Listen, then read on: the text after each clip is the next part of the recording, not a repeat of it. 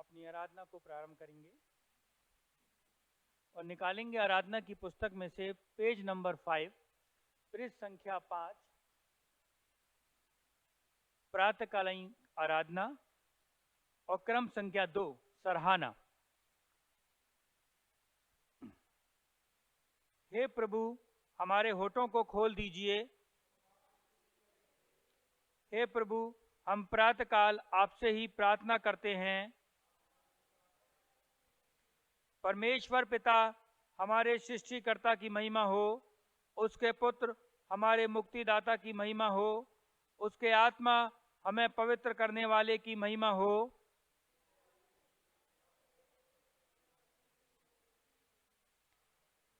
हे सर्वसामर्थी प्रभु परमेश्वर, आप पवित्र पवित्र पवित्र हैं।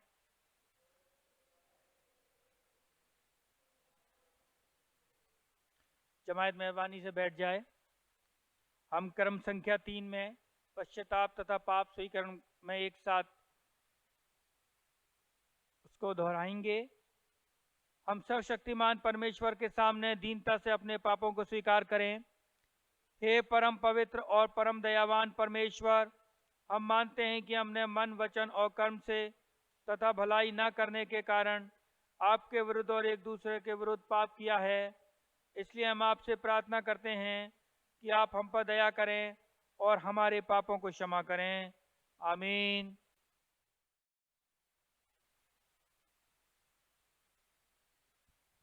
जमात मेहरबानी से खड़ी हो जाए।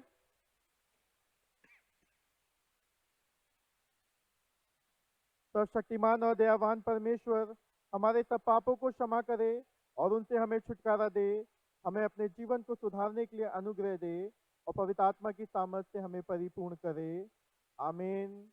अब समय होगा कि हमारे बीच में पुराने नियम का पाठ पढ़ा जाएगा, और इससे पहले कि वो पाठ पढ़ा जाए मैं आपको याद दिला दूं कि हम कोरोना के समय में अभी भी चल रहे हैं।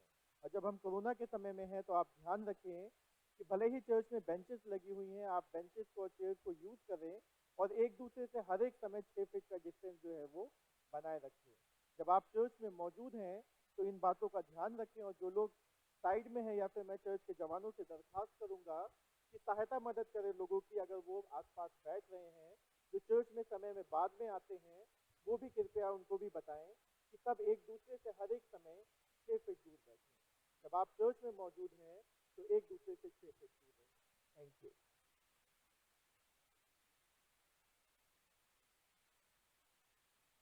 जमात मेहरबानी से बैठ जाए।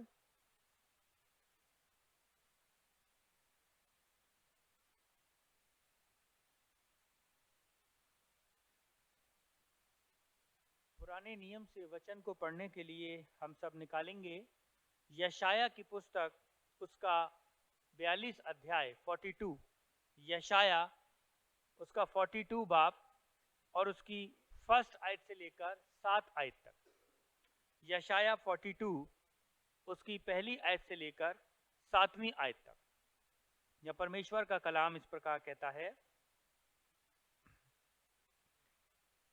मेरे दास को देखो जिसे मैं संभाले हूँ, मेरे चुने हुए को जिससे मेरा जी प्रसन्न है। मैंने उस पर अपना आत्मा रखा है, वह जाति जाति के लिए न्याय प्रकट करेगा। ना वह चिल्लाएगा और ना ऊंचे शब्द से बोलेगा, ना सड़क में अपनी वाणी सुनाएगा। कुचले हुए नरकट को वह न तोड़ेगा और न टिमटिमाती बत्ती को बुझाएगा। वह सच्चाई से न्याय चुकाएगा, वह न थकेगा और न हियाव छोड़ेगा, जब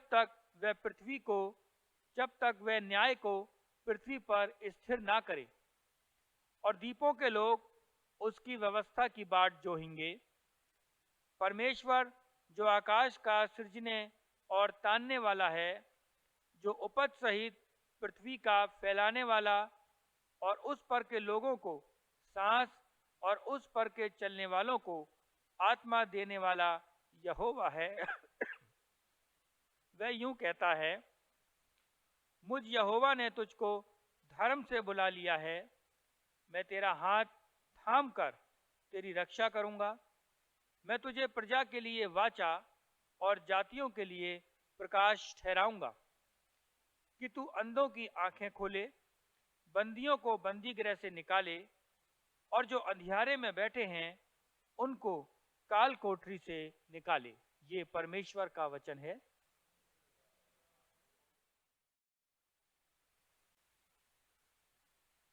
अब हम बारी बारी से उत्तरवादी पाठ पढ़ेंगे।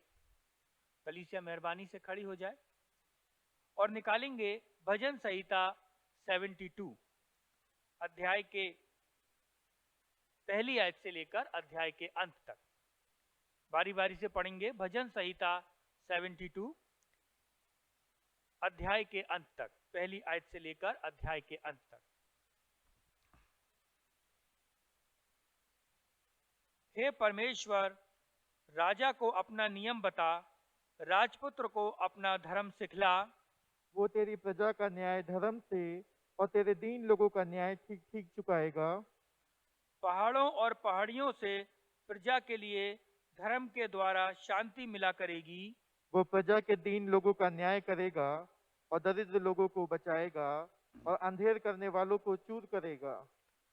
जब तक सूर्य और चंद्रमा बने रहेंगे, तब तक लोग पीढ़ी पीढ़ी तेरा भय मानते रहेंगे। वो घास की खूंटी पर बरसने वाले मेंह और भूमि सींचने वाली झाड़ियों के समान होगा। उसके दिनों में धर्मी फूले फलेंगे, और जब तक चंद्रमा बना रहेगा, तब तक शांति बहुत रहेगी। वो समुद्र से समुद्र तक और महानाद से पृथ्वी के छोर तक प्रभुता करेगा। उसके सामने जंगल के रहने वाले घुटने टेकेंगे, और उसके शत्रु मिट्टी चाटेंगे। तर्शीश और दीप दीप के राजा भेंट ले आएंगे। शेबा और सबा दोनों के राजा उपहार पहुंचाएंगे। सब राजा उसको दंडवत करेंगे, जाति जाति के लोग उसके अधीन हो जाएंगे। क्योंकि वो दुहाई देने वाला दरिद्र का और दुखी और असहाय मनुष्य का उद्धार करेगा। वह कंगाल और दरिद्र पर तरस खाएगा, वह दरिद्रों के प्राणों को बचाएगा। वो उनके प्राणों को अंधेर और उपद्रव से छुड़ा लेगा और उनके लहू उसकी दृष्टि में अनमोल ठहरेगा। वह जीवित रहेगा, और शेबा के सोने में से उसको दिया जाएगा। लोग उसके लिए नित्य प्रार्थना करेंगे और दिन भर उसको धन्यवाद कहते रहेंगे।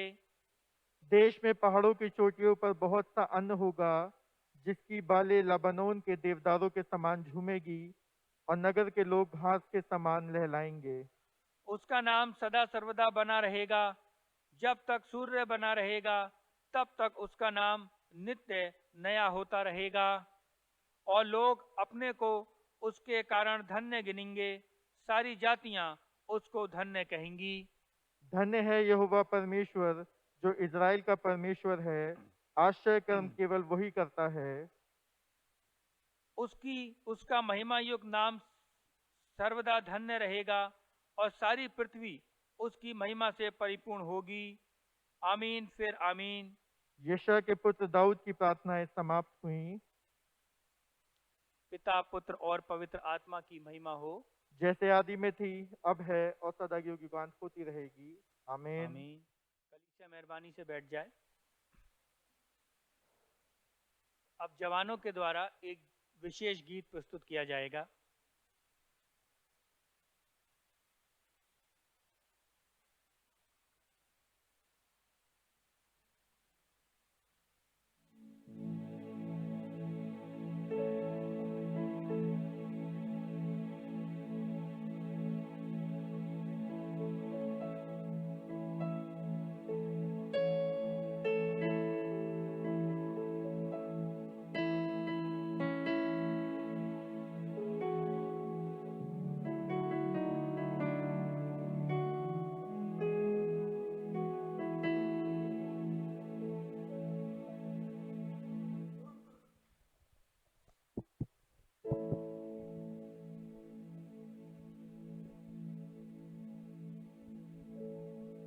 Praise Lord.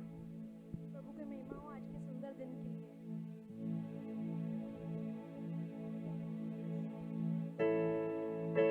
भरोसा मेरा तू ही सहारा है मेरा, मुश्किल समय में तू ही दिलासा साथ रहे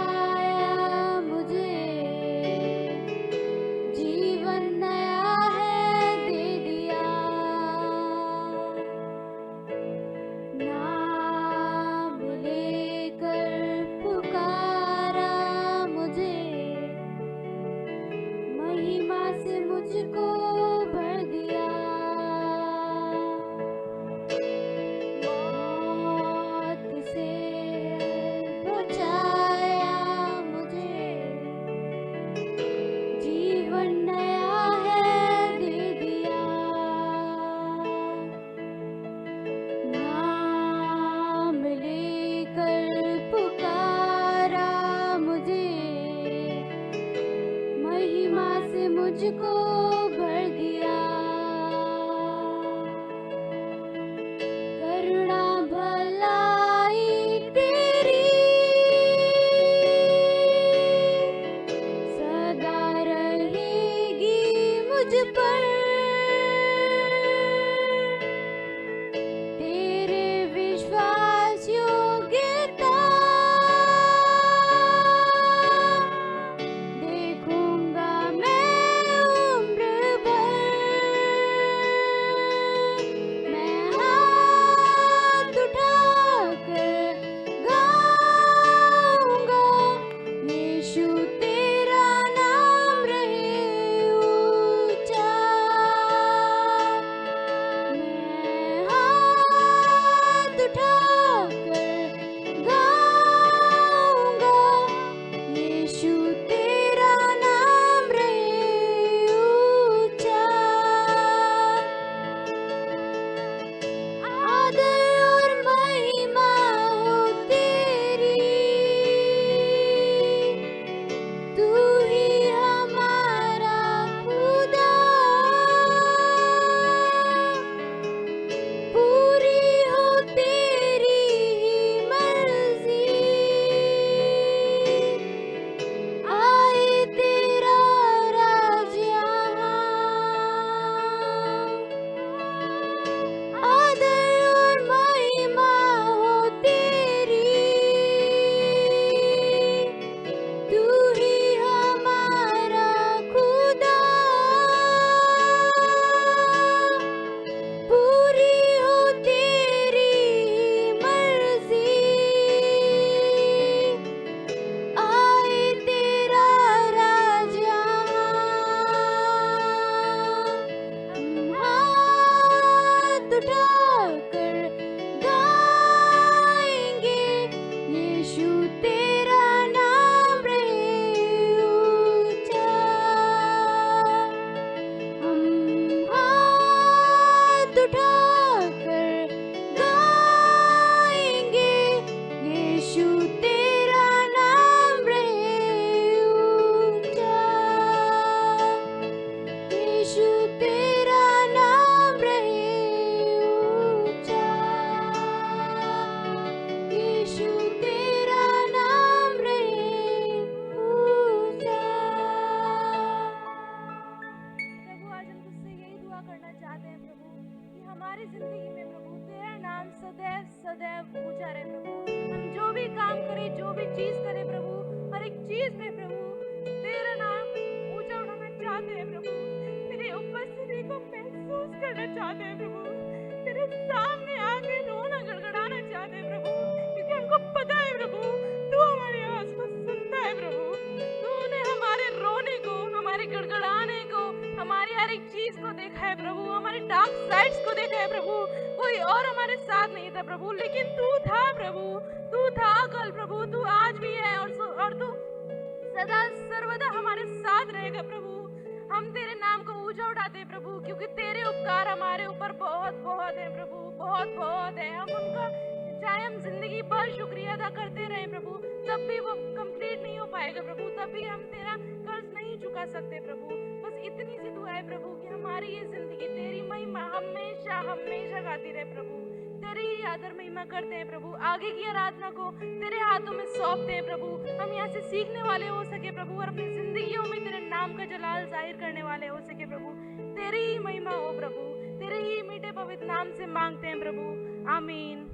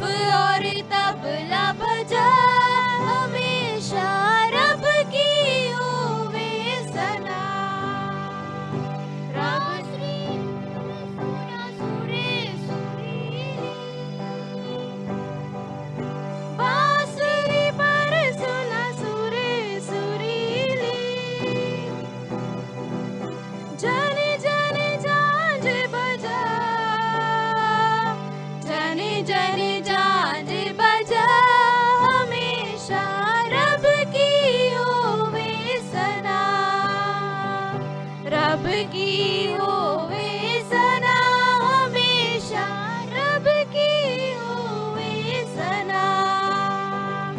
कामों में है वो कैसा कादिर, कामों में है वो कैसा कादिर। उसकी कुदरत बता, उसकी कुदरत बता, हमेशा रब की होवे सना, रब की होवे सना, हमेशा रब की होवे सना। सारे मिलकर ताली बजाओ, सारे मिलकर ताली बजाओ। गाओ रब की सना, गाओ रब की सना, हमेशा रब की होवे सना, रब की होवे सना, हमेशा रब की होवे सना।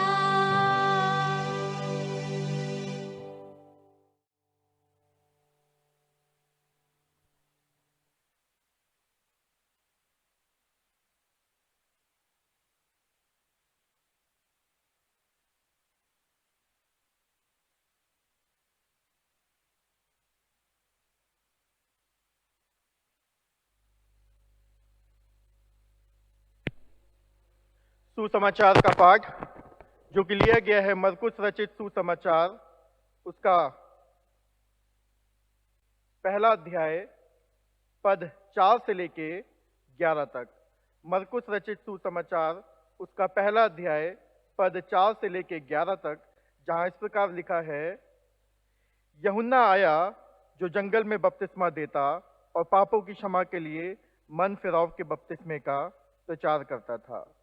सारे यहूदी प्रदेश के और यरूशलेम के सब रहने वाले निकलकर उसके पास गए और अपने पापों को मानकर यरदन नदी में उससे बपतिस्मा लिया।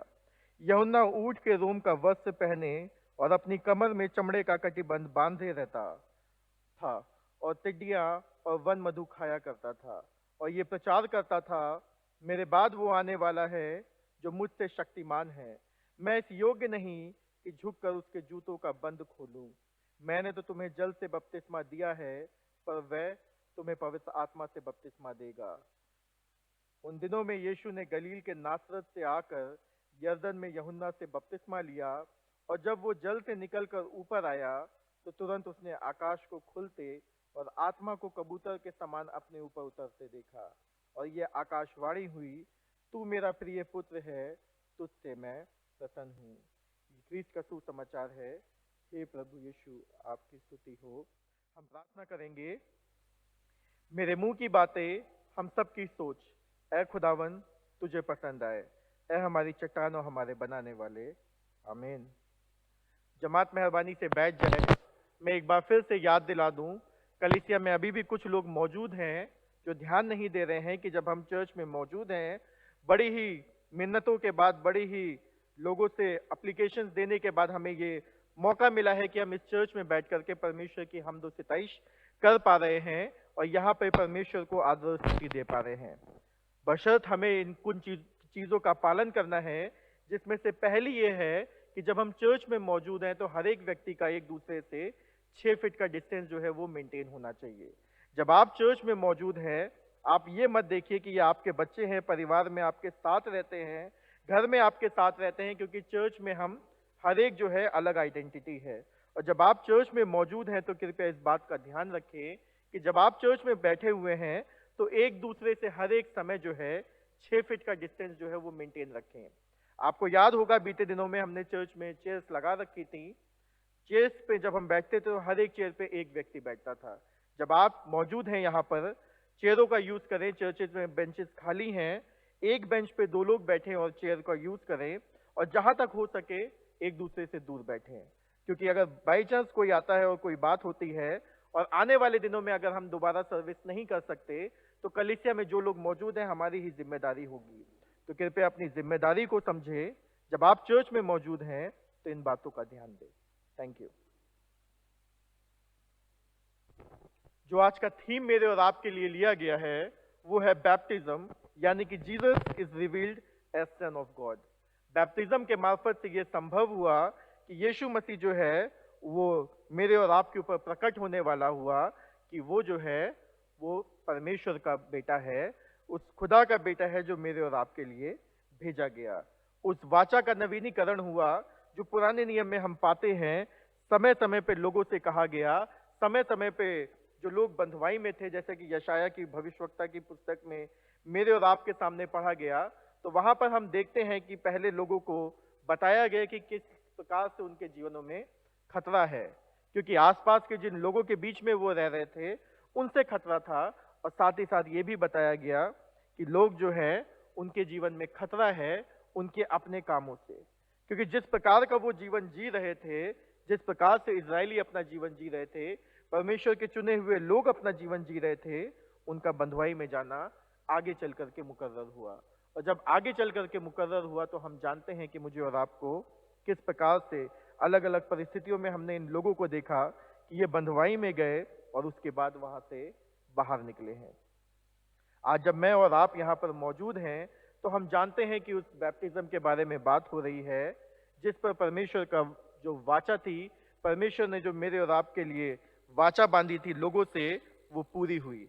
और अगर हम यशाया की पुस्तक देखें तो उसमें हम पाते हैं यशाया 40 उसका 3 पद, जहां पर लिखा है, किसी की पुकार सुनाई देती है, जंगल में यहोवा का मार्ग सुधारो, हमारे परमेश्वर के लिए अराबा में एक राजमार्ग चौरस करो।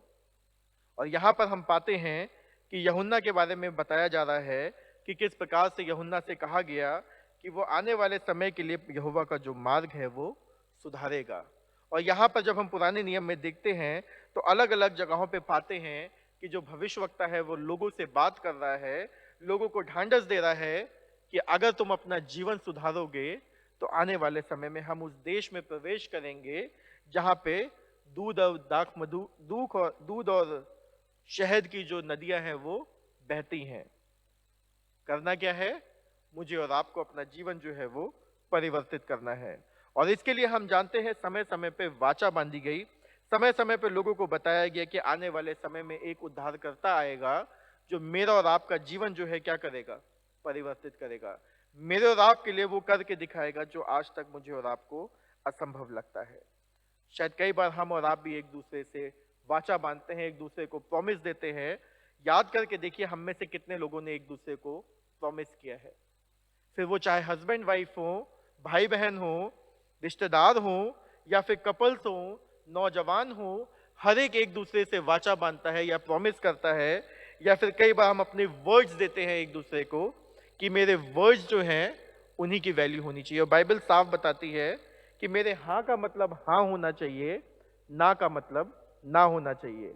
तुम्हारे हाँ का मतलब हाँ होना चाहिए और ना का मतलब ना होना चाहिए। और जब हम इन बातों की बात करते हैं तो मुझे और आपको समझ में आता है कि जब हम संसार में रहते हैं कई बार लोग मेरे और आपकी बातों पे विश्वास नहीं करते, और जब मेरे और आपकी बातों पे विश्वास नहीं करते तो हम उन्हें विश्वास दिलाने के लिए क्या करते हैं? वाचा बांधते हैं, कसम खाते हैं, प्रॉमिस करते हैं कि मेरी बात पे विश्वास करो, जो मैंने कह दिया वो होगा। शायद हो सकता है हम सब ने एक दूसरे से कभी ना कभी किसी ना किसी समय पे वाचा बांधी हो, परमेश्वर की वेदी पे आकर के वाचा बांधी हो कि जो मैंने कहा वह आने वाले समय में मैं पूरा करूंगा। पुराने नियम में हम पा रहे हैं, यशाया की पुस्तक में हम पा रहे हैं, यशाया लोगों को बता रहा है कि परमेश्वर मुझसे और आपसे क्या कहता है। परमेश्वर इन लोगों से जो बंधुआई में है कहता है कि यदि तुम अपना चाल चलन सुधारोगे, अपना जीवन सुधारोगे, तो मैं तुम्हें उस प्रदेश में ले जाऊंगा, उस देश में ले जाऊंगा जहां पे दूध और मधु की जो नदियां हैं वो बहती हैं। वहां पर एक वाचा बांधी गई थी। आज मैं और आप भी अपने जीवनों में कई बार वाचाएं बांधते हैं, लेकिन जानने की जरूरत है कि कितनी वाचा है, कितने वचन जो हैं हम एक दूसरे को जो देते हैं वो पूरे होते हैं। और यहाँ पर जो वाचा थी, जो वचन था, क्या वो सचमुच में पूरा हुआ? क्योंकि परमेश्वर के कलाम से हम जब पढ़ते हैं, लिखा हुआ है, मेरे दास को देखो जिसे मैं संभाले हूँ, मेरे चुने हुए को जिससे मेरा जी प्रसन्न है। मैंने उस पर अपना आत्मा रखा है और वो जाति जाति के लिए न्याय प्रकट करेगा। ना वो चिल्लाएगा, ना ऊंचे शब्द से बोलेगा और ना सड़क में अपनी वाणी सुनाएगा। मुझ यहोवा ने तुझको धर्म से बुला लिया है। परमेश्वर का कलाम मुझसे और आपसे कह रहा है कि मुझ यहोवा ने तुझको धर्म से बुला लिया है। मैं तेरा हाथ थाम कर तेरी रक्षा करूंगा। मैं तुझे प्रजा के लिए वाचा और जातियों के लिए प्रकाश ठहराऊंगा। लेकिन फर्क क्या है? परमेश्वर का कलाम कह रहा है कि मैंने तुझे धर्म से बुलाया है। कई बार हम परमेश्वर के मार्ग को और उसके उन कार्यों को भूल जाते हैं जो वो मेरे और आपके लिए करता है। क्योंकि जब हम यहाँ पर आज बात कर रहे हैं बैप्टिज्म के बारे में, हम में से जितने लोग मौजूद हैं इस चर्च में, ज्यादातर सबका बैप्टिज्म हो चुका है। और जब सबका बैप्टिज्म हो चुका है, जरा याद करके देखिए, जब बैप्टिज्म हुआ तो आपके जीवन में क्या परिवर्तन आया? क्या ऐसे फर्क थे जो बैप्टिज्म से पहले आपके जीवन में थे, और क्या ऐसा बदलाव था जो बैप्टिज्म के बाद आपके जीवन में आया? क्योंकि जब आज हम बैप्टिज्म के बारे में बात कर रहे हैं, बहुत सी चीजें होंगी जो मैं आज आपके सामने लेकर के आऊंगा। हम सबके पास आराधना की पुस्तक है, और अगर आराधना की पुस्तक को आप मेरे साथ खोल दें, पेज नंबर 312। जितनों का बैप्टिज्म हो गया है, मैं खासतौर पे उन लोगों से बात कर रहा हूं। बैप्टिज्म जब आपका हो चुका है तो कृपया मेरे साथ खोल लें आराधना की पुस्तक, पृष्ठ संख्या 312। और यहाँ पर अगर आप ध्यान दें तो जहाँ पर पुरोहित और प्रत्याशी के बारे में लिखा गया है, क्योंकि यहाँ पर बात हो रही है बपतिस्मे के प्रत्याशी को स्वीकार करना, यहाँ पर बात हो रही है एडल्ट बैप्टिज्म के बारे में। और यहाँ पर जब पुरोहित आपसे आपकी इच्छा पूछता है कि आपकी क्या इच्छा है, तो जो व्यक्ति विशेष है वो कहता है, मैं आपसे पवित्र बपतिस्मा तथा मसीही शिक्षा प्राप्त करना चाहता हूँ। मैं आपसे पवित्र बपतिस्मा तथा मसीही शिक्षा प्राप्त करना चाहता हूँ। आगे लिखा है, क्या आप प्रभु मसीह को अपने प्रभु और उद्धारकर्ता स्वीकार करने को तैयार हैं और निष्ठापूर्वक उसका अनुसरण करेंगे? हम सब ने जवाब दिया है, जी हाँ, मैं तैयार हूँ। मैं एक बार फिर से आपके सामने पढ़ रहा हूँ, क्या आप प्रभु यीशु मसीह को अपने प्रभु और उद्धारकर्ता स्वीकार करने को तैयार हैं? इसमें शायद हम में से किसी को भी कभी कोई परेशानी नहीं होती, लेकिन इसके आगे लिखा है, और निष्ठापूर्वक उनका अनुसरण करेंगे। निष्ठापूर्वक उनका अनुसरण करेंगे। और मैंने और आपने यहाँ पर वचन दिया है, जी हाँ, मैं तैयार हूँ। आगे लिखा है, क्या आप हमारी अगुवाई में चलने और मसीही शिक्षा प्राप्त करने को तैयार हैं, ताकि आप बपतिस्मे के द्वारा कलीसिया में प्रवेश पाने के लिए तैयार किए जा सके? आपका जवाब है, मेरा जवाब है, मैं तैयार हूँ। क्या आप उन सब प्रथाओं, रीति रिवाजों और शिक्षकों को त्याग देंगे जो परमेश्वर की इच्छा के प्रतिकूल हैं, और उन सब अच्छी बातों को दृढ़तापूर्वक थामे रहेंगे जो उनसे आपको आज तक सिखाई गई हैं? मेरा और आपका जवाब है, जी हाँ, मैं तैयार हूँ। मैं परमेश्वर की सहायता से ऐसा ही करूँगा। और अगर हम आखिरी यहाँ पर देखें, लिखा है, क्या आप लगन के साथ प्रार्थना और बाइबल अध्ययन करेंगे, कलीसिया की सामूहिक आराधना में नियमित रूप से सम्मिलित होंगे और निष्ठापूर्वक मसीही शिक्षा ग्रहण करेंगे और दूसरों को उनकी साक्षी देंगे? जब आज मैं और आप यहाँ पर चर्च में मौजूद हैं, चर्च की जो खाली बेंचें हैं वो जवाब दे रही हैं इस बात का कि आप लगन से प्रार्थना, बाइबल अध्ययन, कलीसिया की सामूहिक आराधना में नियमित रूप से सम्मिलित होंगे, जिसका जवाब मैंने और आपने दिया था कि मैं परमेश्वर की सहायता से ऐसा ही करूंगा। और जब आज मैं और आप परमेश्वर के भवनों से दूर हैं, चर्चेस से दूर हैं, सोच करके देखिए मैं और आप अपना जीवन कहाँ व्यतीत कर रहे हैं।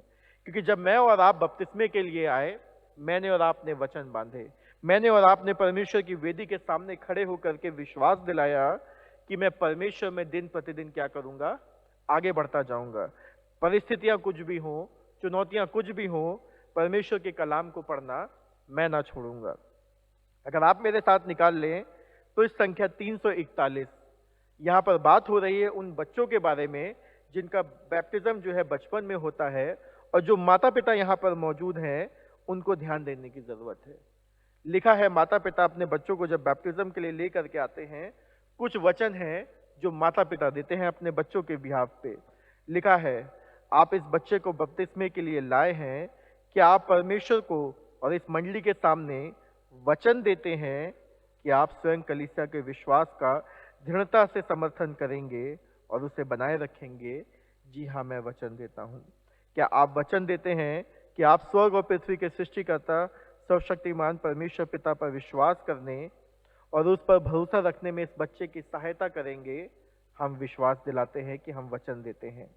परमेश्वर के पुत्र प्रभु यीशु मसीह हमारे उद्धार के लिए क्रूस पर मरे, मृतकों में से जिलाए गए, वो सबके उद्धारकर्ता प्रभु हम होकर अब महिमा में जीवित हैं और जीवित और मृतों का न्याय करने के लिए आने वाले हैं। क्या आप वचन देते हैं कि आप प्रभु यीशु मसीह पर विश्वास करने और उन पर भरोसा रखने में इस बच्चे की सहायता करेंगे? हम विश्वास देते हैं। और आगे लिखा है, क्या आप वचन देते हैं कि परमेश्वर के पवित्र आत्मा पर, जो परमेश्वर के लोगों को नया जीवन देता है, उनका मार्गदर्शन करते और उन्हें सामर्थ्य देते हैं और विश्वास करने और उस पर भरोसा रखने में इस बच्चे की सहायता करेंगे? हम विश्वास देते हैं कि जी हाँ, हम ऐसा करेंगे। और इसके आगे हम पाते हैं कि बहुत सी बातें हैं जो समय समय पर आती जाएंगी, जो बताती हैं किस प्रकार से हम बच्चों का विश्वास मजबूत करेंगे, किस प्रकार से मैं और आप अपना विश्वास मजबूत करेंगे, बच्चों को कलीसिया के मजबूत स्तंभ बनने में सहायता मदद करेंगे, बच्चों के विश्वास को मजबूत करने में उनकी सहायता करेंगे। और हम हर एक बात के लिए क्या कहते हैं? आप इसको पढ़ सकते हैं, अपने वचनों को याद कर सकते हैं जो आपने परमेश्वर की वेदी के सामने किए थे। और खासतौर पे जब ऑनलाइन वर्शिप चल रही है तो मैं उन लोगों से खासतौर पे बात कर रहा हूं जो हमें घर से देख रहे हैं, क्योंकि जब आपने वचन दिया, आपने कहा कि हम अपने बच्चों की सहायता मदद करेंगे, अपने आप को समर्पित करेंगे कलीसिया में सम्मिलित होने के लिए, सामूहिक रूप से प्रार्थना करने के लिए, सामूहिक रूप से परमेश्वर से बात करने के लिए। और जब आज आप कलीसिया में मौजूद नहीं हैं तो आप कहाँ हैं? आप कहाँ हैं?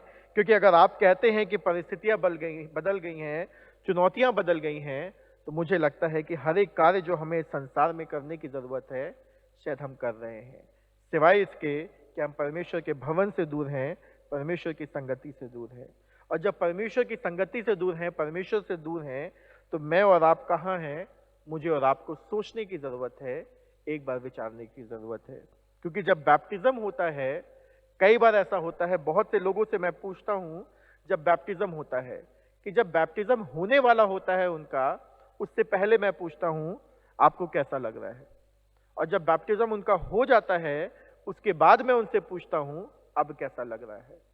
कई बार लोगों का जवाब क्या होता है आप जानते हैं, कि भाई साहब कुछ बदला हुआ नहीं लग रहा है, जैसे पहले थे वैसे ही अभी भी लग रहा है, कुछ बदला नहीं है। सोच करके देखिए क्यों नहीं बदला। क्योंकि बैप्टिज्म में हम विश्वास दिलाते हैं, बैप्टिज्म की तैयारी के लिए जब हम आते हैं तो हमें बताया जाता है कि सबसे बड़ी बात यह है कि हम परमेश्वर को पूर्ण मन से क्या करें? स्वीकार करें। कई बार हम परमेश्वर की कलीसिया के सहभागी सिर्फ इसलिए होते हैं कि हमें नाम मिल जाए कि हम इस चर्च के मेंबर हैं, हमें बेनिफिट्स मिल जाएं कि हम इस कलीसिया के मेंबर हैं, लोग हमें जानने लगे कि हम ईसाई हैं। हर एक चीज जो मैं और आप सांसारिक रूप से चाहते हैं, वो हम चाहते हैं कि ये पूरी होने लगे। लेकिन बैप्टिज्म के मार्फत से हम और आप जो हैं परमेश्वर में एक होते हैं, ये कई बार मैं और आप भूल जाते हैं। क्योंकि परमेश्वर का कलाम गलतियों 3 और उसके 28 में क्या कहता है? अब ना कोई यहूदी है और ना यूनानी, ना कोई दास ना स्वतंत्र, ना कोई नर ना नारी, क्योंकि तुम सब मसीह यीशु में एक हो। तुम सब मसीह यीशु में एक हो। ये एक हम होते कैसे हैं? कैसे ये संभव है कि हम एक हों? बैप्टिज्म के द्वारा हम परमेश्वर में एक होते हैं, और वो हम तभी हो सकते हैं जब हम परमेश्वर को गहराई से जानें, जब हम परमेश्वर के प्रेम को जानें और इस बात को समझें कि वो मेरे और आपके लिए संसार में आया, उसने अपने आप को समर्पित किया मेरे और आपके लिए, कि मैं और आप जो पापी थे वो बचाए जाने वाले हों। लेकिन जब तक मैं और आप इस संसार में रह करके अपना जीवन सांसारिक रूप से जिएंगे, बैप्टिज्म के द्वारा मेरे और आपके अंदर कोई बदलाव नहीं आता। क्यों नहीं आता? क्योंकि हमने परमेश्वर पे पूर्ण मन से भरोसा नहीं किया, अभी भी उसको अपने जीवन की जो डोर है उसके हाथ में नहीं थमाई है। क्योंकि यशाया भविष्यवक्ता की पुस्तक में मैंने और आपने पढ़ा किस प्रकार से परमेश्वर का कलाम कह रहा है कि वो हाथ थाम करके अगुवाई करता है, कठिन परिस्थितियों में ले करके चलता है। लेकिन हम और आप संसार में हैं, सांसारिक रीति रिवाज पे चलते हैं। और जब मैं और आप इस प्रकार से चलते हैं, मुझे और आपको जांचने की जरूरत है, अपने आप को परखने की जरूरत है कि मैं और आप अपना जीवन किस प्रकार से जी रहे हैं। यदि संसार में रह करके सांसारिक जीवन जीते रहेंगे तो हम जानते हैं परमेश्वर के आने का समय निकट है। बहुत सी चीजें जो पहले नहीं हुई अब होना शुरू हो चुकी हैं, बहुत सी चीजें बदल चुकी हैं और परमेश्वर के आने का समय जो है वो मेरे और आपके लिए चिन्ह है कि वो जल्द ही मेरे और आपके बीच में मौजूद होगा। और जब वो मेरे और आपके बीच में मौजूद होगा, क्योंकि उसने वाचा बांधी थी पुराने नियम में, और ये संभव हुआ कि नए नियम में हम देखते हैं कि वो लोगों के बीच में मौजूद है, उनका उद्धार हुआ, साथ ही साथ मेरा और आपका भी उद्धार हुआ। लेकिन बैप्टिज्म के समय पे अगर हम देखें तो एक बहुत बड़ा विजिबल चेंज जो है वो यीशु मसीह के जीवन में आया। अगर हम इससे पहले देखें तो यीशु मसीह के बारे में स्वर्गदूतों ने बताया था, मरियम को, यूसुफ को, चेलों को, हर एक को पता चला कि यीशु मसीह जो है वो आने वाला है और वो स्वर्गीय पिता का पुत्र है। लेकिन कहीं भी परमेश्वर की बात जो है वो लोगों के सामने नहीं आई। जब हम परमेश्वर को या फिर यीशु मसीह को देखते हैं कि वो लोगों से बात कर रहा है, परमेश्वर के कलाम से बात कर रहा है और वो आश्चर्यचकित हो रहे हैं, वहां पर भी यीशु मसीह को ये नहीं स्थापित किया गया कि ये परमेश्वर का पुत्र है। उसके माता पिता जानते थे, लोग जो थे वो कहते थे ये कैसे ऐसी बातें कर पाता है, लेकिन ये संभव नहीं हुआ कि उसको पता चले या फिर लोगों पर ये बताया जाए कि वो यीशु मसीह जो है वो सचमुच में परमेश्वर का पुत्र है। लेकिन जब बैप्टिज्म हुआ तो यहाँ पर रिवील हुआ कि यीशु मसीह जो है वो किसका बेटा है, वो स्वर्गीय पिता परमेश्वर का बेटा है। क्योंकि जो सुसमाचार मेरे और आपके सामने पढ़ा गया, मरकुस रचित सुसमाचार उसका पहला अध्याय पद 4, जहां पर लिखा है, यूहन्ना आया जो जंगल में बपतिस्मा और पापों की क्षमा के लिए मन फिराव के बपतिस्मे का प्रचार करता था। यूहन्ना आया और क्या करता था? बपतिस्मा देता था। किस बातों के लिए बपतिस्मा देता था? अगर हम ध्यान दें तो यहाँ पर लिखा है, यूहन्ना आया जो जंगल में बपतिस्मा देता था और पापों की क्षमा के लिए मन फिराव का बपतिस्मे का प्रचार करता था। पापों की क्षमा के लिए मन फिराव के बपतिस्मे का प्रचार करता था। अब अगर आप यहाँ पर एक बात को ध्यान दें तो यूहन्ना जो बपतिस्मा दे रहा है ये उन लोगों के लिए बपतिस्मा है जो कि मन फिराने के लिए आए हैं, जो कि अपने पापों की क्षमा के लिए आए हैं। और अगर आप यहाँ पर देखें तो यीशु मसीह के पास सारे कारण हैं, सारे ऑप्शंस हैं। वो कह सकता है यूहन्ना से कि मुझे तो बपतिस्मा लेने की जरूरत नहीं, मुझे तो बपतिस्मा लेने की जरूरत नहीं, क्योंकि ना तो मुझे मन फिराने की जरूरत है। क्यों नहीं है मन फिराने की जरूरत? अगर हम आगे चलेंगे तो हम पाएंगे कि यूहन्ना कहता है कि मैं तो इस योग भी नहीं कि तेरे पैरों की क्या खोलूं, बंद खोलूं। क्योंकि अगर हम देखते हैं तो वो कहता है मुझे तो तुझसे बपतिस्मा लेने की जरूरत है और तू चाहता है कि मैं तुझे बपतिस्मा दूं। और यहां पर अगर हम देखें, यीशु मसीह कहता कि मुझे तो तुझसे बपतिस्मा नहीं लेना, क्योंकि ना तो मुझे मन फिराव का बपतिस्मा चाहिए और ना ही मैं अपने पापों की क्षमा के लिए आया हूं। क्योंकि हम जानते हैं यीशु मसीह के जीवन से कुंवारी मरियम से जन्मा था वो, और उसके साथ ही साथ उसने अपना जीवन जो है वो परमेश्वर में होकर के जिया। भले ही हम उसको पाते नहीं हैं, लेकिन समय समय पे हम देखते हैं किस प्रकार से वो लोगों से परमेश्वर के कलाम से बात करता है। और जब वो परमेश्वर के कलाम से बात करता है तो यहाँ पर हम देख रहे हैं सारे यहूदी प्रदेश के और यरूशलेम के सब रहने वाले निकलकर किसके पास आते थे? यूहन्ना के पास आ रहे थे, ताकि अपने पापों को मानकर यरदन नदी में उससे बपतिस्मा ले। अपने पापों को मानकर यरदन नदी में उससे बपतिस्मा ले। यूहन्ना ऊंट के रोम का वस्त्र पहने और अपनी कमर में चमड़े का कटिबंध बांधे रहता था तथा टिड्डी और वन मधु को खाया करता था और ये प्रचार करता था, मेरे बाद जो आने वाला है वो मुझसे क्या है? शक्तिमान है। मेरे बाद जो आने वाला है वो मुझसे शक्तिमान है। मैं इस योग्य नहीं कि झुककर उसके जूतों का बंद खोलूं। मैं इस योग्य नहीं कि उसके जूतों का क्या खोलूं, बंद खोलूं। मैंने तो तुम्हें जल से बपतिस्मा दिया है, पर वो तुम्हें पवित्र आत्मा से बपतिस्मा देगा।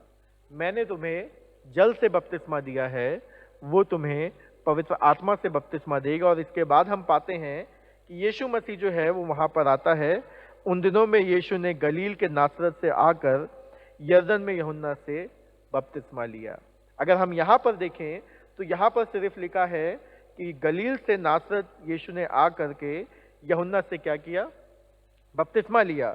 लेकिन अगर हम इसी बात को मत्ती 3 में जब पढ़ते हैं तो यहाँ पर लिखा है मत्ती 3:13 में, उस समय यीशु गलील से यरदन के किनारे यूहन्ना के पास उससे बपतिस्मा लेने आया, परंतु यूहन्ना ने ये कहकर उसे रोकने लगा, मुझे तो तेरे हाथ से बपतिस्मा लेना आवश्यक है, मुझे तो तेरे हाथ से बपतिस्मा लेना आवश्यक है, और तू मेरे पास आया है, तू मेरे पास आया है।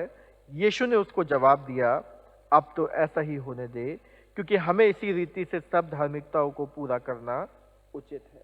हमें इसी रीति से सब धार्मिकताओं को पूरा करना उचित है। सोच करके देखिए, यीशु मसीह ने कोई पाप नहीं किया। यीशु मसीह ने कुंवारी मरियम से जन्मा था। यीशु मसीह को मन फिराव की जरूरत नहीं थी, क्योंकि वो तो पहले से ही परमेश्वर के पीछे चल रहा था, उसके कार्य को आगे बढ़ाने आया था, और उसके पास सारे लेजिटिमेट जो कॉज थे वो थे, जिसके कारण वो मना कर सकता था कि मुझे तो बपतिस्मे की जरूरत नहीं है। और अगर हम शुरुआत से देखें तो यीशु मसीह समय समय पे जो है वो कार्य करता रहा। किस प्रकार से? परमेश्वर के कलाम को प्रचार करने के लिए। भले ही जब वो छोटा बालक था तब भी वो लोगों से बात करता था और लोगों को बताता था परमेश्वर के भेद के विषय में, जिससे लोग आश्चर्यचकित होते थे। तो यहाँ पर अगर वो चाहता तो मना कर सकता था कि मुझे तो बपतिस्मे की जरूरत नहीं है। क्या ऐसा बदलाव मेरे अंदर आएगा? क्योंकि जब मैं खुद ही परमेश्वर का पुत्र हूं तो कोई बदलाव नहीं आएगा। जैसे मैं लोगों से कई बार पूछता हूं बैप्टिज्म से पहले और बाद में क्या बदलाव आया आपके अंदर, और उनका कहना होता है कोई बदलाव नहीं आया। यीशु मसीह के अंदर भी क्या बदलाव आ जाता अगर वो बैप्टिज्म ले लेता? सोच करके देखिए, क्योंकि वो मना कर सकता था कि मुझे बैप्टिज्म की जरूरत नहीं है। लेकिन जब उसने बपतिस्मे की रीति को पूरा किया, क्या लिखा है आगे?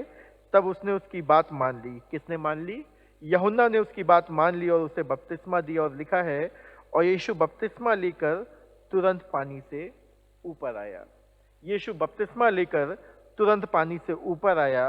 हम में से बहुतों के जीवन में परिवर्तन नहीं आता बपतिस्मा लेने के बाद। यहाँ पर यीशु मसीह के जीवन में क्या परिवर्तन आया वो देख लें। और लिखा है, और देखो उसके लिए आकाश खुल गया और उसमें परमेश्वर के आत्मा को कबूतर के समान उतरते और अपने ऊपर आते देखा। और ये आकाशवाणी हुई, ये मेरा प्रिय पुत्र है जिससे मैं क्या हूं? अत्यंत प्रसन्न हूं। ये मेरा प्रिय पुत्र है जिससे मैं अत्यंत प्रसन्न हूं। अब सोचने और जांचने का विषय ये है कि जब बपतिज्म हुआ, यीशु मसीह के अंदर एक विजिबल चेंज जो है वो दिखाई दिया। किसको दिखाई दिया? यीशु मसीह को खुद दिखाई दिया। जो लोग आसपास मौजूद थे उनको दिखाई दिया कि पवित्र आत्मा जो है कबूतर की नाई उसके ऊपर उतरने वाला हुआ।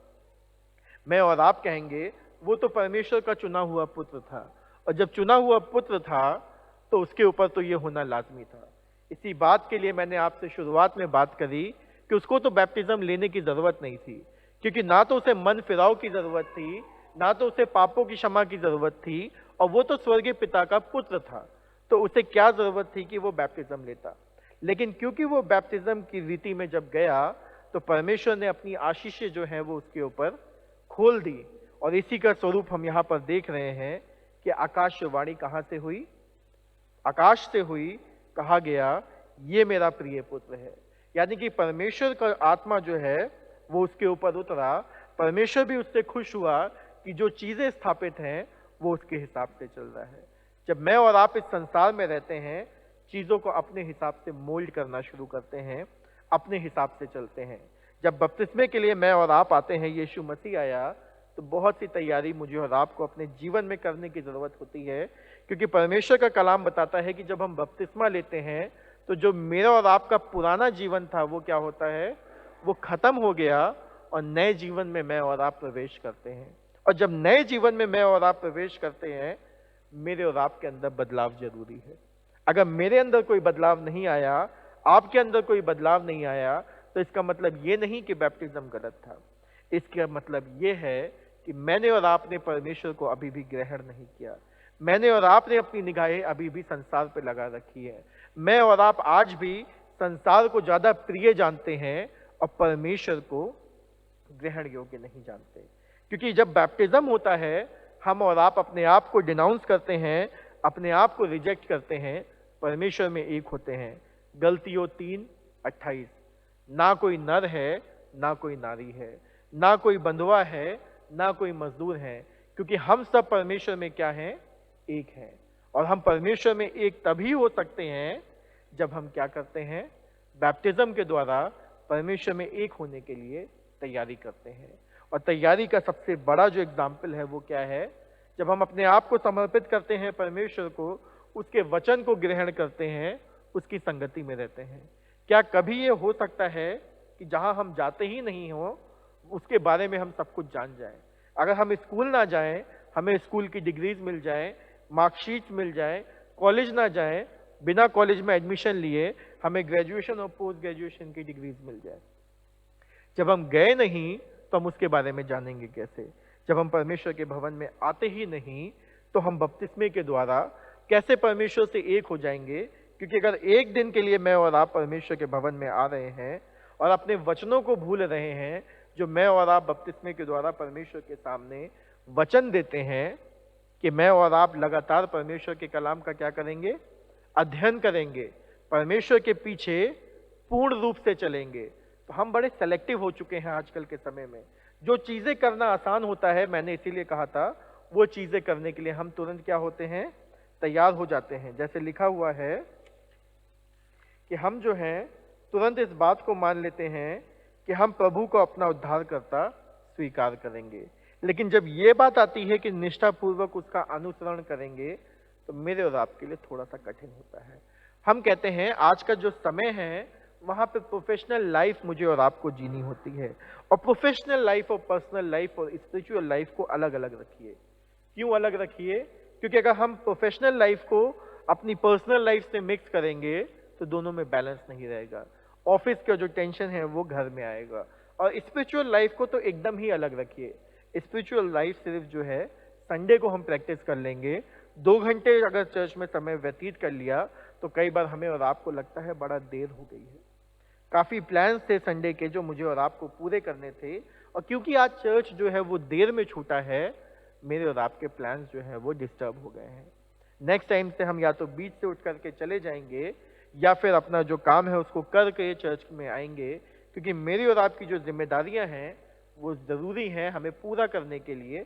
और इसके लिए हमें बैलेंस बना करके रखना है पर्सनल लाइफ, प्रोफेशनल लाइफ और स्पिरिचुअल लाइफ में। और तीनों में सबसे कम वेटेज जो हम देते हैं वो किसको देते हैं?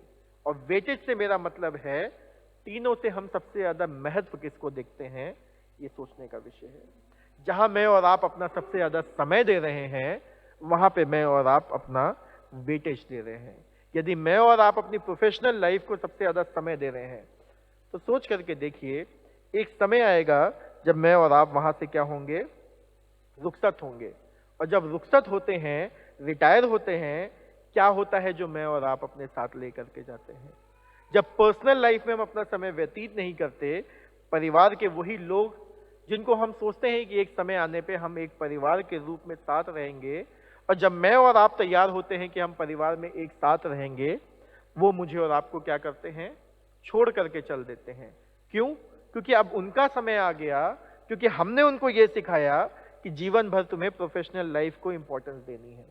तो जब मेरा समय आया कि हम फैमिली के साथ पर्सनल समय स्पेंड करें, उनका समय आ गया कि वो प्रोफेशनल लाइफ की आगे तरफ बढ़ जाएं और वो हमें छोड़ करके आगे चले गए। तब मेरे और आपके पास समय होता है सोचने का कि हमने अपना समय कहाँ व्यतीत किया। और हमें लगता है अब क्योंकि हमारे पास कुछ नहीं, हम परमेश्वर का कार्य कर लेते हैं, और हम सोचते हैं कि अब हम परमेश्वर को अपना समय दे सकते हैं। और इसीलिए हम चर्च में ज्यादातर नोटिस करते हैं कि जो बुजुर्ग हैं वो चर्च में होते हैं। जो बुजुर्ग हैं वो अपना समय जो है परमेश्वर को देना चाहते हैं। परमेश्वर का कलाम कहता है जवानों से, कोई तेरी जवानी को तुच्छ ना जाने। क्यों ना जाने? क्योंकि जब तू संसार में रह करके अपना जीवन व्यतीत करेगा, संसारिक रीति रिवाजों पे चलेगा, तो क्या लोग क्या कहेंगे? उसका वो लड़का जो है वो ऐसे अपना जीवन व्यतीत कर रहा है, या ऐसे अपना जीवन जो है वो क्या कर रहा है? बर्बाद कर रहा है। और अच्छी बातें किसी के विषय में बहुत कम ही स्प्रेड होती हैं कंपैरिजन में उसके, कि अगर वो लड़का गलत कर रहा है तो वो बातें बहुत तेजी से जो है वो फैलना शुरू होती हैं। और इसीलिए जब हम संसार में रह करके सांसारिक जीवन जीना शुरू करते हैं, मुझे और आपको अपने आप को जांचने की जरूरत है। क्योंकि यदि हम परमेश्वर में होकर के अपना आत्मिक जीवन नहीं जी रहे हैं, और जब हम आत्मिक जीवन जीते हैं तो वो हर एक जगह होता है। क्योंकि परमेश्वर को हम कहते हैं वो ओमनी प्रेजेंट है। ओमनी प्रेजेंट का मतलब हर एक जगह मौजूद है। और जब हर एक जगह मौजूद है तो क्या वो मेरे और आपके पर्सनल लाइफ में नहीं है? क्योंकि जिन परिवारों के पर्सनल लाइफ में परमेश्वर मौजूद नहीं है, उनमें क्या होता है?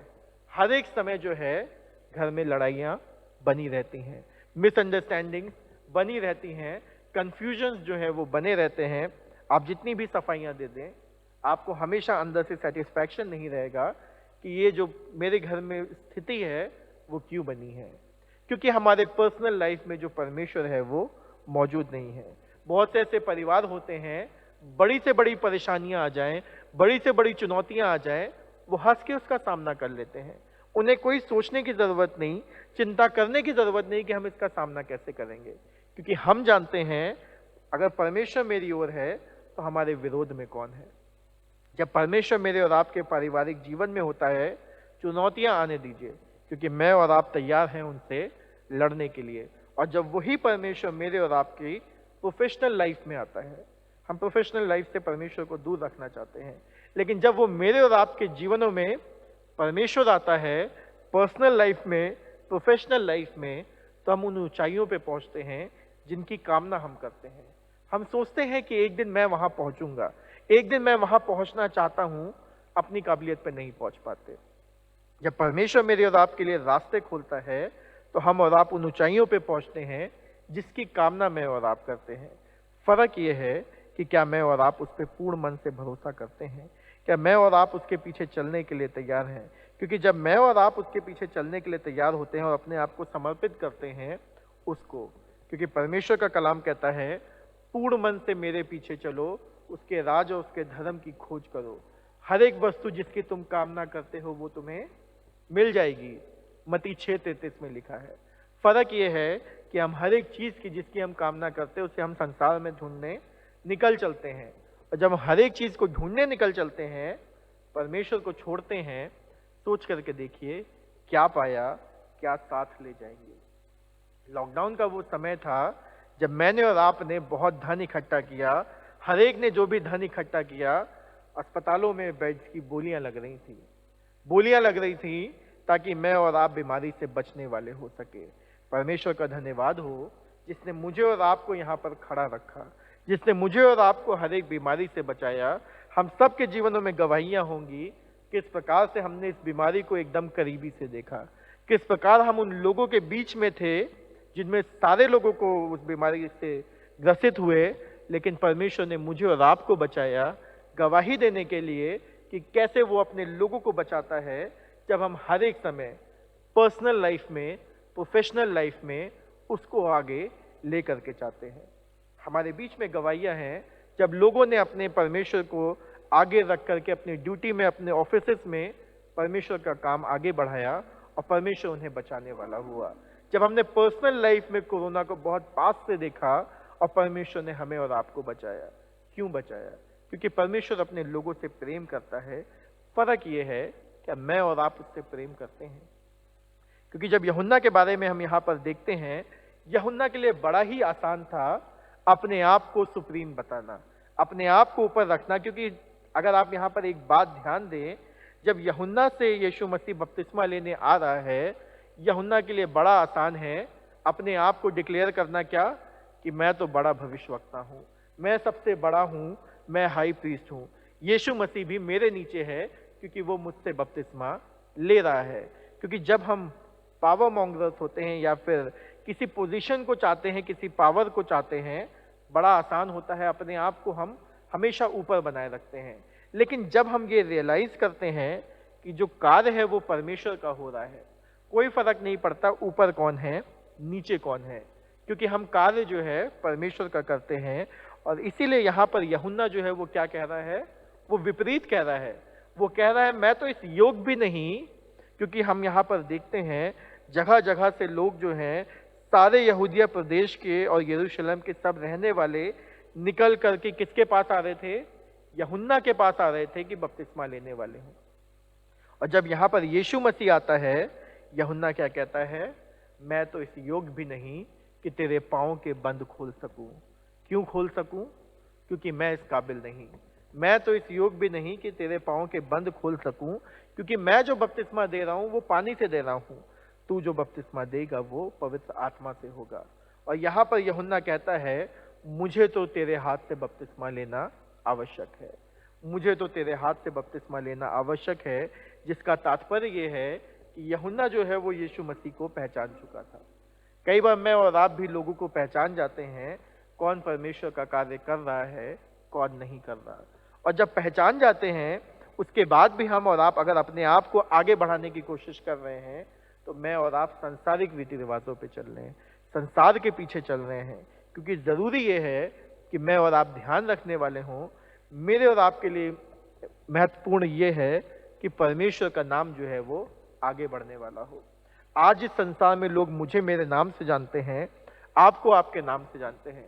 आने वाला एक समय आएगा जब हो सकता है मैं और आप इस जगह पे मौजूद ना हो, लेकिन परमेश्वर का जो कार्य है वो नहीं रुकता, वो लगातार बढ़ता रहता है।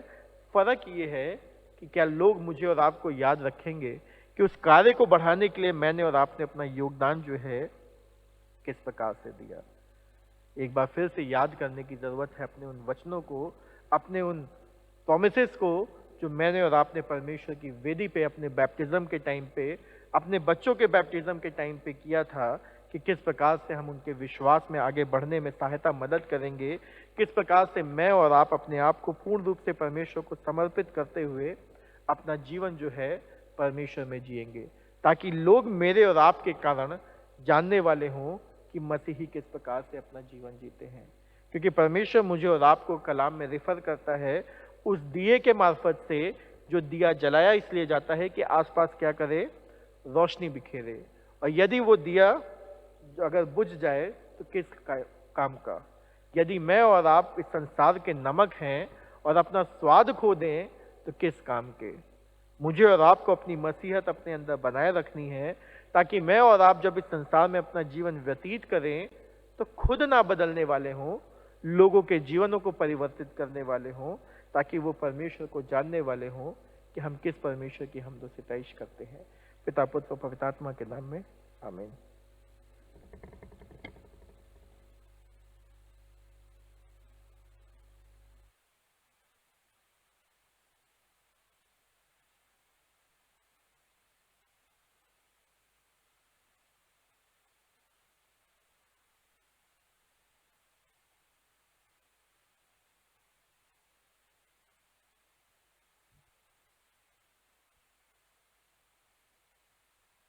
मैं सर्वशक्तिमान पिता, स्वर्ग और पृथ्वी के सृष्टिकर्ता परमेश्वर पर विश्वास करता हूँ। मैं उसके इकलौते पुत्र हमारे प्रभु यीशु क्रिस्त पर विश्वास करता हूँ। वो पवित्र आत्मा की सामर्थ से में आए और कुंवारी मरियम से जन्मे। उन्होंने पैंतुस पिलातुस के शासन में दुख भोगा।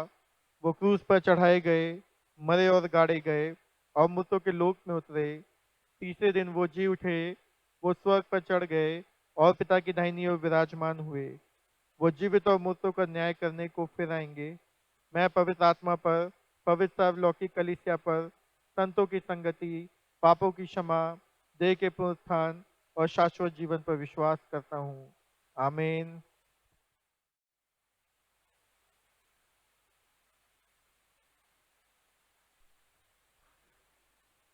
क्रम संख्या 15 परित निवेदन की प्रार्थना में हम लोग सब साथ साथ सम्मिलित होंगे।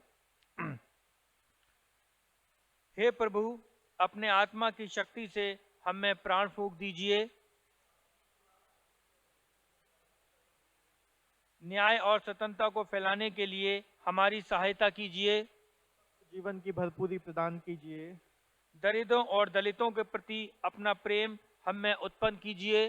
जो बीमार हैं और मृत्यु के निकट हैं उन सबको आशा और दिलासा दीजिए। वर दीजिए कि हमारे देश में एकता और मेल मिलाप बना रहे। और देशवासियों को शांति की आशीष मिले।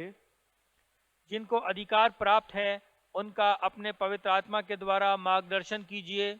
और आपका शासन समस्त संसार में हो। हे प्रभु, अपने लोगों को आशीष दीजिए। और हमें विश्वास तथा प्रेम में स्थिर रखिए। क्रम संख्या 16। आज की विशेष प्रार्थना प्रभु यीशु मसीह के जन्म दिवस के पश्चात तीसरा रविवार। और आज की विशेष प्रार्थना। हे सर्वशक्तिमान परमेश्वर, आपने प्रभु यीशु के बपतिस्मा के समय उनको अपना प्रिय पुत्र घोषित किया। वर दीजिए कि हम जो जल और आत्मा के बपतिस्मा के द्वारा उनके साथ जोड़े गए हैं, प्रतिदिन पाप के लिए मर जाएं और केवल आपकी सेवा करने के लिए जिएं। उन्हीं के द्वारा जो आपके और पवित्र आत्मा के साथ एक परमेश्वर हैं और अब तथा सदा सर्वदा जीवित और राज्य करते हैं। आमीन।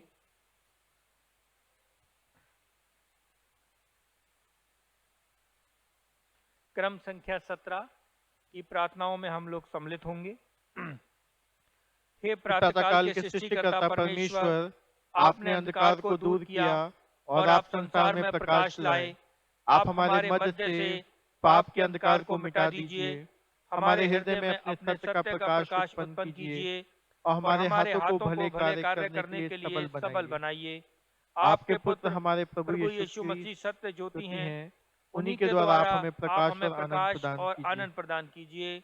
आमीन। आमीन। हे शाश्वत परमेश्वर पिता, आपके सामर्थ्य से हमारी सृष्टि हुई है और और आपके प्रेम के द्वारा हमारा उद्धार हुआ।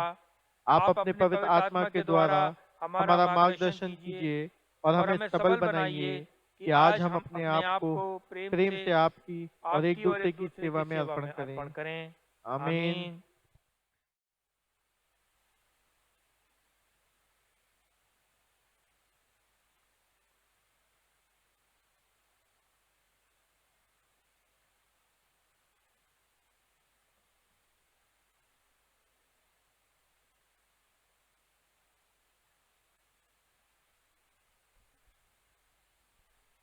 प्रभु यीशु के जन्म दिवस के पश्चात तीसरे रविवार की आराधना सभा में आप सबका स्वागत है। कुछ इश्तिहार हैं, कृपया उन पे ध्यान दें। आने वाले रविवार यानी कि 17 जनवरी को होली कम्युनियन की सर्विस जो है वो अमल में लाई जाएगी और उसका समय रहेगा सुबह 9:30 बजे। तो कृपया ध्यान रखें और अगर आसपास के लोगों को आप इन्फॉर्म कर सकते हैं तो उन तक ये खबर पहुंचा दें। आने वाले रविवार को होली कम्युनियन की सर्विस जो है वो अमल में लाई जाएगी और उसका समय रहेगा सुबह 9:30 बजे। बीते सप्ताह की जो कलेक्शन रही वो इस प्रकार से थी। ऑफरिंग आई वो थी 1572 रुपये और एक धन्यवादी दी गई 500 रुपये। इस प्रकार टोटल था वो था 2072 रुपये। जो टोटल रहा वो था 2072 रुपये। हम अपनी प्रार्थनाओं में याद रखें मिसेस सी पत्रस को, mister Prakash Chand, Mrs Helen चंद और मिस्टर डी मैक्सन को। हम अपनी प्रार्थनाओं में लगातार इन्हें याद रखें। परमेश्वर का रहम इन परिवारों के ऊपर होने वाला हो, इन बुजुर्गों पे खास तौर पे होने वाला हो कि परमेश्वर अपना रहम इन पर बनाए रखे। यदि आप में से कोई अपना जन्मदिन या वेडिंग एनिवर्सरी बना रहा है तो उसको उसकी बहुत बहुत शुभकामनाएं।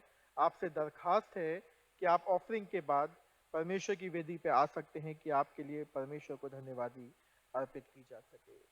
मैं साथ ही साथ आपको बता दूं, क्योंकि जो वर्ष है 2020 वो खत्म हो गया है और आपके पास जनवरी में मौका होगा कि आप दिसंबर तक के अपने ड्यूज जो हैं उसको क्लियर कर दें।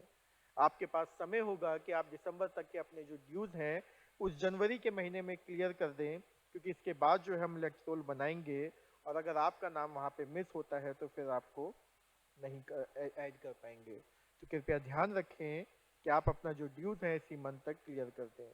मैं साथ ही साथ आपको बता दूं कि 17 फरवरी से हमारे जो रोज़े हैं वो शुरू हो रहे हैं और यदि आप चाहते हैं कि रोज़ों के दौरान आपके परिवार में पारिवारिक प्रार्थनाएं रखी जाएं तो आप चर्च सर्विस के बाद मुझसे कांटेक्ट कर सकते हैं।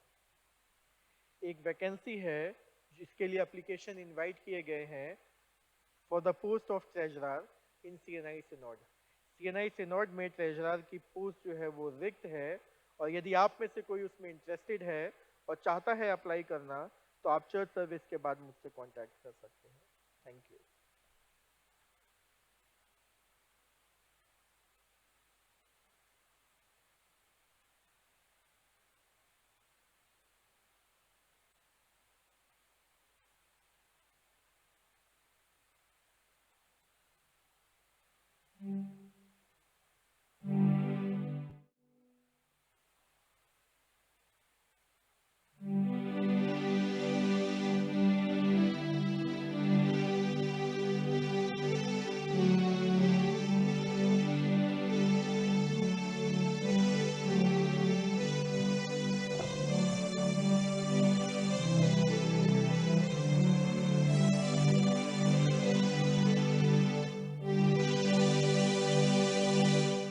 मैं यीशु के नूर में सा चलूंगा, दिन और रात उसके पीछे मैं चलूंगा।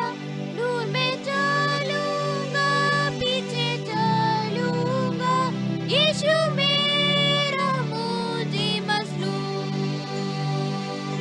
चलते चलते नूर में यीशु के साथ, चलते चलते थामते यीशु के हाथ।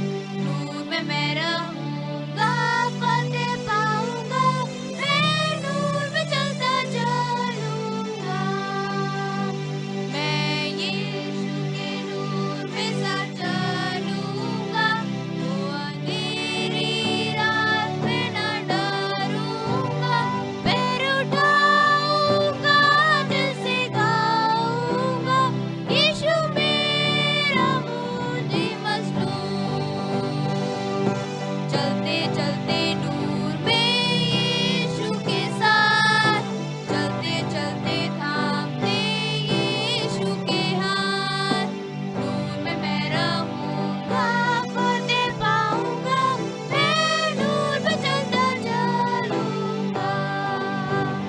मैं यीशु के नूर में सा चलूंगा, जब कभी आवाज उसकी सुनूंगा, उससे कहूंगा तुझे सब दूंगा, यीशु मेरा मुझे मसलूम।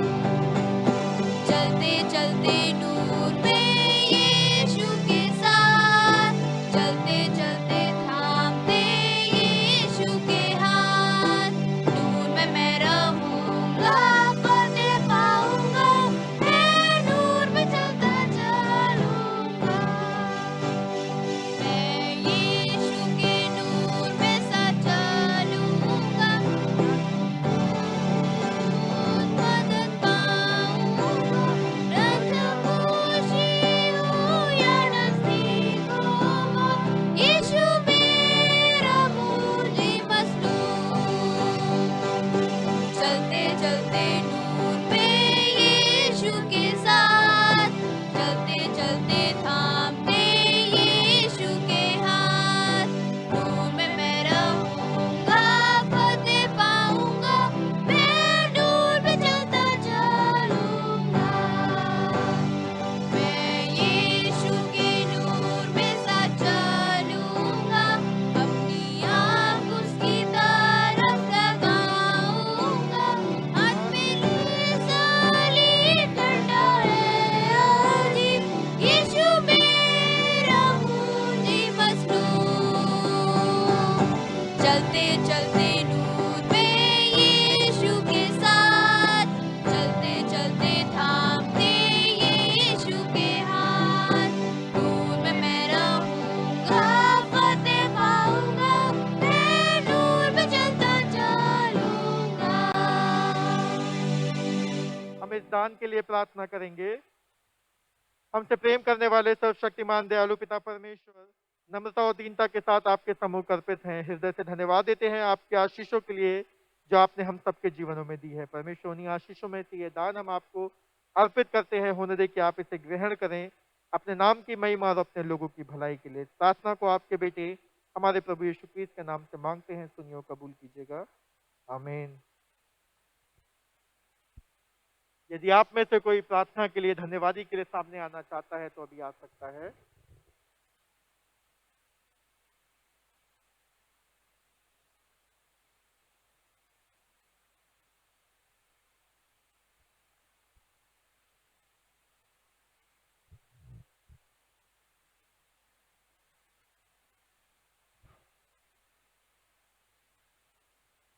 हम मिसेस हेलन चंद के लिए प्रार्थना करेंगे, जिनका कि 73rd बर्थडे था और परमेश्वर ने उन पर अपना रहम बनाए रखा है। हम प्रार्थना करें। हमसे प्रेम करने वाले सर्वशक्तिमान दयालु पिता परमेश्वर, नम्रता और दीनता के साथ आपके सम्मुख अर्पित हैं। परमेश्वर, हृदय से धन्यवाद देते हैं परमेश्वर आपकी आशीषों के लिए जो आपने हम सबके जीवनों में दी है। परमेश्वर, उसी में से मार्फत से ये संभव हुआ कि मिसेस हेलन ने अपने जन्मदिन जो है 73rd जो है उसे पूरा किया। परमेश्वर, हर एक दिन जो हम इस संसार में व्यतीत करते हैं वो आपके द्वारा दी हुई नियामतें हैं। परमेश्वर, होने दे, हमें सिखा परमेश्वर कि हम अपने दिन गिनने की समझ रखें। जो भी दिन हम इस संसार में व्यतीत करते हैं वो आपके भय में आपको समर्पित करते हुए जीने वाले हों। परमेश्वर, आपके नाम को आदर स्तुति देने वाले हों। परमेश्वर, धन्यवाद देते हैं परमेश्वर कि आपने उन्हें संभाला। परमेश्वर, दिन प्रतिदिन उनके जीवनों में दिन और वर्ष जोड़ते हैं। परमेश्वर, होने दे परमेश्वर कि जब हम इस संसार में रहते हैं अपने जीवन को आपको समर्पित करते हुए ऐसे जीने वाले हों। परमेश्वर, कि आप भी हमें उस दीर्घायु तक प्रदान करने वाले हों। परमेश्वर, ताकि हम सब आपके नाम को आदर स्तुति अर्पित करने वाले हों। परमेश्वर, साथ ही साथ प्रार्थना का धन्यवाद देते हैं परमेश्वर परिवार के हर एक सदस्य के लिए। परमेश्वर, क्योंकि हम जानते हैं परमेश्वर की परिवार में 2 बुजुर्ग हैं परमेश्वर जो बीमार हैं। परमेश्वर, ये परिवार जो है पूर्ण रूप से उनकी सेवाओं में लगा हुआ है। परमेश्वर, हम जानते हैं कि ये जो प्रेम है ये आपसे ही हमें प्राप्त होता है, क्योंकि जब तक आपका हृदय हमारे बीच में वास नहीं होगा परमेश्वर, हम एक दूसरे की सेवा नहीं कर सकते परमेश्वर, एक दूसरे से प्रेम नहीं कर सकते। परंतु जब आपका हृदय हमारे अंदर विराजमान होता है परमेश्वर, तो हम बीमारों की सहायता और उनकी सेवा करते हैं। परमेश्वर, होने दे कि आप इन पर अपना रहम इसी प्रकार से बनाए रखे। दिन प्रतिदिन ये परिवार आप में आगे बढ़ने वाला हो, आपके नाम को आदर स्तुति अर्पित करने वाला हो। परिवार के द्वारा परमेश्वर जो धन्यवादी अर्पित की जाती है उसे होने दे कि आप ग्रहण करें अपने नाम की महिमा और अपने लोगों की भलाई के लिए। प्रार्थना आपके बेटे हमारे प्रभु यीशु क्रिस्त के नाम से मांगते हैं, सुनिए और कबूल कीजिएगा। आमीन।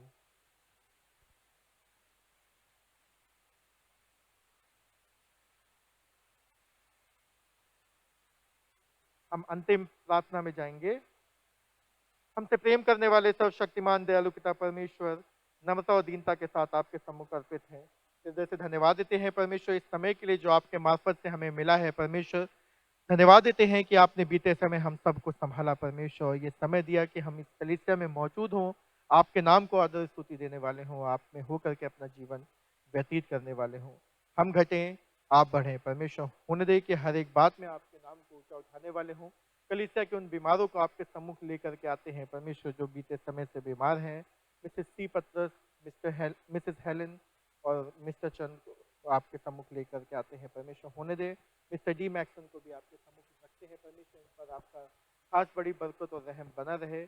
आप इन पर अपनी बहुतायत से आशीषें बनाए रखे परमेश्वर, इनके परिवारों के लोगों का हृदय परिवर्तन करे परमेश्वर, की वो याद रखे परमेश्वर की ये जो मौके हमें मिलता है अपने बुजुर्गों की सेवा करने के लिए परमेश्वर, ये आपके द्वारा दी हुई आशीषें हैं परमेश्वर, क्योंकि एक दिन हम सब भी बुजुर्ग होंगे परमेश्वर, उस समय में पहुंचेंगे। परंतु जब हम जिस प्रकार से अपना जीवन इस संसार में व्यतीत करते हैं परमेश्वर, जिस प्रकार से अपने बुजुर्गों की बीमारों की ईमानदारी करते हैं, उनकी सेवा करते हैं परमेश्वर, तो आप का हिसाब रखते हैं परमेश्वर, और बहुतायत से आशीष परिवारों में देते हैं परमेश्वर। कलीसिया के हर एक जन को आपके सम्मुख लेकर के आते हैं। होने दे कि आपकी खास बड़ी बरकत उन सब के ऊपर बनी रहे परमेश्वर। खास तौर पर उन लोगों को आपके हाथों में सौंपते हैं परमेश्वर, जो किन्हीं कारणवशों से हमारे बीच में आज मौजूद नहीं है। होने दे कि आप उन्हें भी आने वाले समय में हमारे बीच में लेकर के आए, कि हम सब आपके नाम को आदर और स्तुति अर्पित करने वाले हों। आप में एक साथ होकर के हम जो सिताइश अर्पित करने वाले हो, अपनी डायसिस को आपके सम्मुख लेकर के आते हैं परमेश्वर। खास तौर पे जो ट्रेजरार की पोस्ट है परमेश्वर, होने दे परमेश्वर कि आप अपने बंदे को चुनने वाले हों परमेश्वर, कि जब वो आते हैं अपनी कुर्सी को संभालते हैं परमेश्वर, तो वो आपका कार्य आगे बढ़ाने वाले हैं परमेश्वर। डायसिस के बिशप साहब को आपके सम्मुख लेकर के आते हैं परमेश्वर, बड़ी जिम्मेदारियां आपने उन्हें दी हैं परमेश्वर। होने दे कि वो आप में होकर के उसको पूरा करने वाले हो सके परमेश्वर। आपके नाम को आदर स्तुति अर्पित करने वाले हों। डायसिस के हर एक पासबान को आपके सम्मुख रखते हैं परमेश्वर। होने दे कि जब वो अपनी सेवाएं देते हैं परमेश्वर, तो आप उन पर अपना रहम बनाए रखिए परमेश्वर।